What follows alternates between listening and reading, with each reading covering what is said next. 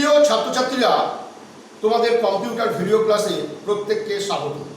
আজকে আমরা Microsoft Word 2007-এ ফাইন্ড অ্যান্ড রিপ্লেস কীভাবে করতে হয়, কোনো টেক্সটে আমরা ফাইন্ড অ্যান্ড রিপ্লেস কীভাবে করব সেটা দেখব, এবং কিছু শর্টকাট কি কম্পিউটারে আমরা দেখে নেব। চলো আজকে আমরা কম্পিউটারে এই কাজটা দেখে নিই। আজকে আমরা মাইক্রোসফট ওয়ার্ড 2007-এ ফাইন্ড অ্যান্ড রিপ্লেস কীভাবে করতে হয় সেটা আরেকবার দেখে নেব, এবং তার সঙ্গে কিছু শর্টকাট কি আমরা দেখব। তো প্রথমে চলো মাইক্রোসফট ওয়ার্ড 2007 উইন্ডোটা আমরা খুলে নিই। প্রথমে স্টার্ট বাটনে ক্লিক করতে হবে, তারপর অল প্রোগ্রামসে যাব, তারপর মাইক্রোসফট অফিস ফোল্ডারে ক্লিক করব এবং মাইক্রোসফট অফিস ওয়ার্ড 2007 অপশানে ক্লিক করলেই মাইক্রোসফট অফিস ওয়ার্ড 2007 উইন্ডোটা আমাদের সামনে খুলে যাবে। তো এখানে প্রথমে আমরা একটা টেক্সট লিখে নিই। আমরা the quick brown fox jumps over the lazy dog. আমি এটা লিখে নিলাম। লিখে আমি এটাকে প্রথমে একটু টেক্সটটাকে একটু বড় করে দিচ্ছি, তোমাদের দেখতে সুবিধা হবে। ফন্ট সাইজ 20 করে নিলাম। তারপর এই লেখাটাকে আমি কপি অপশনে গিয়ে কপি করে আমি এটাকে পেস্ট করে নিচ্ছি। তাতে লেখাটা আমার অনেক কটা আমরা লেখা, এর মধ্যে 4টে লেখা, 5টা লেখা আমরা লিখলাম। তো এবারে আমরা এখানে ফাইন্ড অ্যান্ড রিপ্লেস কিভাবে করতে হয় সেটা দেখব। তো আমরা ফাইন্ড অ্যান্ড রিপ্লেস হচ্ছে কোনো ডকুমেন্টে কোনো শব্দ বা শব্দগুচ্ছকে দ্রুত খুঁজে বার করতে গেলে আমরা ফাইন্ড বাটনে ক্লিক করব। তো ফাইন্ড বাটনটা কোথায় আছে? এই যে হোম ট্যাবে দেখো, এই হোম কমেন্ট গ্রুপের বা হোম রিবনের আমাদের এডিটিং কমেন্ট গ্রুপের মধ্যে রয়েছে। হোম রিবনের এডিটিং কমেন্ট গ্রুপের মধ্যে রয়েছে। দেখো, এই হোম রিবন তার এডিটিং কমেন্ট গ্রুপের মধ্যেই ফাইন্ড কথাটা রয়েছে। এখানে আমরা ক্লিক করব, এই অপশনটা চলে আসবে, অর্থাৎ এই ডায়লগ বক্সটার মধ্যে চলে আসবে, ফাইন্ড অ্যান্ড রিপ্লেস ডায়লগ বক্সটা। এখান থেকে আমরা ফাইন্ড করার জন্য, ধরো আমি এখানে ব্রাউন কথাটা ফাইন্ড করতে চাইছি, BROWN, ব্রাউন। ব্রাউন কথাটা লিখলাম, লিখে ফাইন্ড নেক্সট অপশনে ক্লিক করলাম। দেখো, ফাইন্ড আউট হয়ে গেল ব্রাউন কথাটা। এবারে রিপ্লেস অপশনে গিয়ে আমি এখানে ধরো ব্রাউনের জায়গায় এখানটা আমরা ইয়েলো করতে চাইছি, YELLOW, ইয়েলো লিখলাম, এবং রিপ্লেস অপশনে গেলে আমার শুধুমাত্র এই ব্রাউনটা রিপ্লেস হবে। দেখো, আমরা এখানে রিপ্লেস করছি, দেখো শুধুমাত্র এইটা রিপ্লেস হলো, কিন্তু এখানে দেখো আবার একটা ব্রাউন কিন্তু রয়েছে, অর্থাৎ আমি যেহেতু কপি পেস্ট করেছি তার জন্য এই ব্রাউন কথাগুলো প্রত্যেক কটার মধ্যেই রয়েছে। এইগুলোকে সব কটাকে একসঙ্গে রিপ্লেস করতে গেলে রিপ্লেস অল অপশনে ক্লিক করব। দেখো, এখন আমার সমস্ত যে ব্রাউন কথাটা যে ছিল, দ্য কুইক ব্রাউন ফক্স, যে ব্রাউন কথাগুলো সব ইয়েলোতে চেঞ্জ হয়ে গেছে।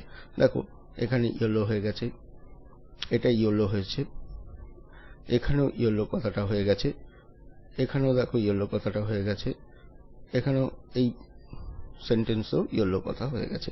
তো এইভাবে আমরা ফাইন্ড অ্যান্ড রিপ্লেস এইভাবে কাজটা করতে পারি। তো এবারে আজকে আমরা কিছু শর্টকাট কি দেখব। এই জিনিসটাই আমরা কিভাবে কিবোর্ডের মাধ্যমে করতে পারি। ফাইন্ড করতে গেলে CTRL-F দেব, দিয়ে এইখানে আমরা ইয়েলো লিখব, এখানে আমরা ফাইন্ডে যাব। দেখো, এবারে রিপ্লেস অপশনে গিয়ে আমরা এই জায়গায় হয়তো আমরা এখানে আবার যেটা ছিল ব্রাউন, সেই ব্রাউন কথাটা আমরা এখানে নিয়ে আসতে চাই। বা যে যা কালার দিতে চাও সেই কালার এখানে দিতে পারো। দিয়ে আমরা রিপ্লেস অল অপশনে যাব। দেখো আবার সমস্ত লেখাগুলোতে ব্রাউন কথাটা চলে এসছে। দেখো এটা ব্রাউন চলে এসছে, এখানে আবার ব্রাউন, এখানেও ব্রাউন, এই সেন্টেন্সটা তো ব্রাউন হয়ে গেছে লেখাটা। দেখো ইয়েলো যেগুলো আছে সেগুলো রিপ্লেস করে ব্রাউন হয়ে গেছে। তাহলে এইভাবে আমরা কিবোর্ড দিয়েও আমরা এই শর্টকাট কি অর্থাৎ CTRL-F এর মাধ্যমে করতে পারি। এবারে আমরা যেটা রিপ্লেস, যেটা CTRL-H দিয়েও আমরা এখানে রিপ্লেস অপশনটা চলে আসবে ডাইরেক্ট। এখানে আমি রেড করে দিলে সেটা রেড হয়ে যাবে। দেখো আগে ফার্স্ট সিলেক্ট করে নিতে হবে, ফাইন্ড আউট করে নিতে হবে সেই লেখাটাকে। আমরা এখানে দেখো ব্রাউনের জায়গাটায় আগে ফাইন্ড করে নেব, এটা ইয়েলো আছে, এখানে ব্রাউন করে নেব। ব্রাউন করে আমরা ফাইন্ড নেক্সট করে নেব, করে রিপ্লেস অপশানে গিয়ে এইবারে আমরা এখানে রেড অপশানটা যদি যাই রেড করতে পারি। দেখো সমস্তটাই রিপ্লেস অল করে দেবো, সমস্তটা রেড হয়ে যাবে, রেড। তো এইভাবে আমরা find and replace shortcut key এর মাধ্যমে করতে পারি। তাহলে ফাইন্ডের শর্টকাট কি হলো CTRL+F আর রিপ্লেস হলো CTRL+H। এবারে আমরা অ্যালাইনমেন্ট কিভাবে সেট করব, সিলেক্ট করে নেব, এটা CTRL-L, এখানে লেফট অ্যালাইনমেন্ট রয়েছে, তো আমরা লেফট অ্যালাইনমেন্টেই রয়েছি, তার জন্য আমাদের কোনো চেঞ্জ হবে না। এই দেখো এটা এরকম হলো। তো এবারে আমরা ই করলে দেখো সেন্টার অ্যালাইনমেন্ট হবে, আর আর করলে দেখো রাইট অ্যালাইনমেন্ট হবে। তো এইভাবে, আর এটা হচ্ছে লেফট। আর জাস্টিফাই যদি করি তাহলে CTRL-J করলে দেখো এখানে জাস্টিফাই অপশনটা চলে আসবে। দেখো বোথ সাইড সমান হয়ে গেল। তো এইভাবে আমরা এটা কিবোর্ডের মাধ্যমে এই শর্টকাট কিগুলো ব্যবহার করতে পারি। এবারে আমরা দেখব কি করে কাট করা যায়। আমরা এটা সিলেক্ট করে নেব। আচ্ছা, সিলেক্ট করতে গেল শর্টকাট কি হচ্ছে CTRL-A, সব সিলেক্ট করে নিলাম। এবারে এটাকে কাট করতে গেলে CTRL-X করব, দেখো কাট হয়ে গেল। এবারে আমি কার্সারটা যেখানে রাখবো সেখানে গিয়ে CTRL-V দিলেই দেখো পেস্ট হয়ে যাবে। আর আমাকে এইখানে গিয়ে পেস্ট অপশানে গিয়ে ক্লিপবোর্ডের যে পেস্ট অপশান আছে সেখানে না গিয়েও আমরা CTRL-V দিলেও পেস্ট হয়ে যাবে। তো এবারে আমরা কোনো লেখাকে বোল্ড করব কি করে সেটা দেখব। অর্থাৎ আমরা এই ওপরের পোর্শনটাকে বোল্ড করতে চাইছি, সেটা কিভাবে করব। এখানে দেখো বোল্ড ফন্টের অর্থাৎ হোম ট্যাবের ফন্ট কমান্ড গ্রুপের মধ্যে B আছে, বোল্ড করলে হয়ে যাবে, কিন্তু আমি কিবোর্ড দিয়ে বোল্ড করতে চাইছি। CTRL-B, দেখো বোল্ড হয়ে গেল।